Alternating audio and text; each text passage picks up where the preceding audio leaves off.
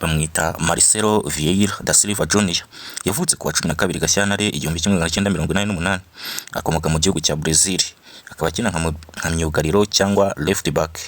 Urugendo rwe rw'umupira w'amaguru yarutangiriye mu ikipe ya Fluminense iwabo muri Brazil muri 2007. Ku myaka 18 yonyine yerekeje mu ikipe ya Real Madrid ifite ibigwi ku mugabane w'Uburayi mu gihugu cya Espagne.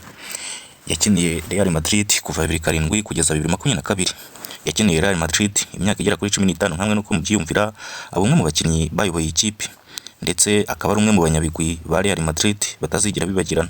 Yafashije ikipe gutwara ibikombe byinshi, harimo 5 bya UEFA Champions League na 3 bya La Liga. Yabaye kapiteni wa Real Madrid mu mwaka wa 2021-2022. Nyuma yo kuva muri Real Madrid mu mwaka wa 2022, Marcelo yasezeye kuri Real Madrid ajya gukina muri Olympiacos yo mu gihugu cy'Ubugereki. Nyuma agaruka muri Fluminense, ikipe yatangiriye mu rugendo rw'umupira w'amaguru iwabo muri Brazil. Ibikombe Marcelo yabashije gutsindira harimo 5 bya Champions League, 3 bya La Liga, Copa del Rey 2, Super Copa de España 5, World Club Cup 4, Super Cup UEFA 3.